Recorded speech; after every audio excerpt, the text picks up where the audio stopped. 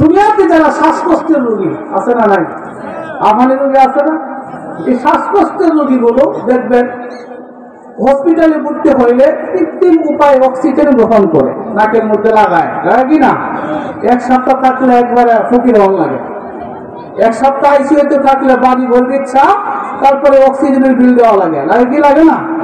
ছোট্ট ছোট্ট সন্তানেরা যখন এই শ্বাসকষ্টের অসুস্থতায় ভোগে, ফার্মেসিতে গিয়ে তাদেরকে ইনহেলার ব্যবহার করায়, তাদেরকে এই অক্সিজেন দেওয়া হয়, মিনিট বা ঘন্টা হিসেবে তাকে টাকা দিতে হয়, ডাক্তারকে বা ফার্মেসিওয়ালাকে দিতে হয় কি হয় না। আপনি দেখেন তো এই যে অক্সিজেন ব্যবহার করার কারণে, কৃত্রিম উপায়ে অক্সিজেন ব্যবহার করার কারণে ডাক্তারকে বা হসপিটাল কর্তৃপক্ষকে বিশাল অঙ্কের একটা অর্থ দিতে হয়।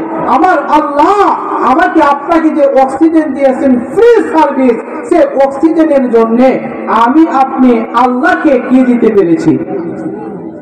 কথা বুঝতে পারছেন? আল্লাহ তাআলা যদি এই অক্সিজেন ব্যবহারের জন্য যদি কার্ডের সিস্টেম করতেন, কার্ড, বিদ্যুৎ ব্যবহারের জন্য এখন কার্ডের সিস্টেম করা হয়েছে। এই কার্ডে টাকা থাকলে বিদ্যুৎ আছে, টাকা নাই বিদ্যুৎ নাই। আপনি মনে করেন একেবারে প্রচন্ড গরমের মধ্যে, এমন গরম, 1 মিনিট যদি বিদ্যুৎ না থাকে তাহলে অবস্থা খুব কাহিল। এমন হয় কি হয় না? গভীর রজনীতে রাত 2টা বাজে, বাসার সবাই ঘুমে আচ্ছন্ন, এমন মজার ঘুম দিচ্ছেন, এমন ঘুমের মধ্যে কারেন্ট চলে গেছে, বিদ্যুতের যে কার্ড আছে কার্ডের মধ্যে টাকা নাই, অফিস থেকেও টাকা দিচ্ছে না। কি বলেন, শান্তি লাগবে? হ্যাঁ, বিজ্ঞানীগণ গবেষণা করে দেখছে একজন মানুষ স্বাভাবিকভাবে দৈনিক 1,60,000 বার অক্সিজেন গ্রহণ করে। সুবহানাল্লাহ বলতে কি লজ্জা লাগে?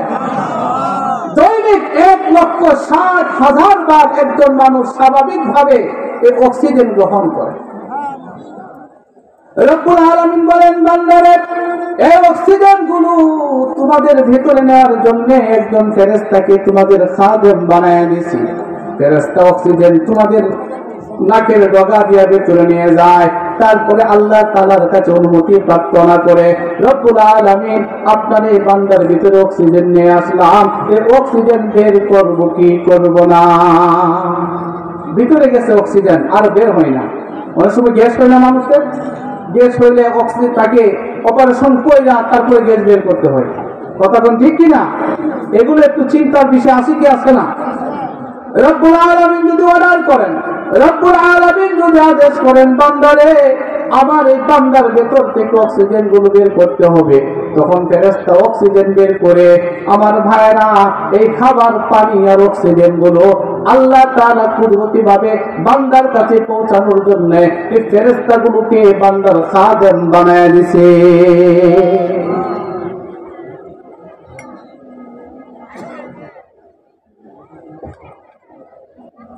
আপনাদের কষ্ট হচ্ছে?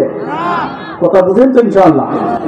তাহলে বুঝতে পারছেন কিনা যে মানুষগুলো পৃথিবীতে বেঁচে আছে আল্লাহ তাআলার দয়া এবং মায়া, আর ফেরেশতাদেরকে আল্লাহ খাদেম বানাইছেন, সেই হিসাবে ফেরেশতা খাদেমের মাধ্যমে আল্লাহ তাআলা দুনিয়ার সব মানুষগুলোকে দুনিয়াতে বাঁচায় রাখছে। বেঁচে থাকার বিষয় সম্পর্কে যখন জেনে গেলাম, তো মরতে হবে কিভাবে সেটা জানতে আর বেশিক্ষণ লাগবে না ইনশাআল্লাহ। মানুষ তো অবাধ্য, এজন্য আল্লাহ তাআলা দয়া করে মায়া করে তার জন্য খাবারের ব্যবস্থা করেন, অক্সিজেনের ব্যবস্থা করেন, তার জন্য পানির ব্যবস্থা করেন। এই খাদেমগুলো যথাসময়ে তার বেঁচে থাকার উপকরণগুলো অটোমেটিক বান্দার কাছে পৌঁছায় দেন। যেরকম সুবহানাল্লাহ। মানুষ ছাড়াও অন্য যত প্রাণী আছে, হাঁস, মুরগি, গরু, ছাগল, ভেড়া, বকরিগুলো তারা কিভাবে বেঁচে আছে? মুফাসসিরিনে কেরাম বলেন, তাদের বেঁচে থাকার যে উপকরণ, পানি, অক্সিজেন, খাবারগুলো তাদের কাছে পৌঁছতে কোনো বাধা সৃষ্টি হয় না। আমার আল্লাহ তাআলা অটোমেটিক তাদের কাছে খাবারগুলো পৌঁছায় দেয়।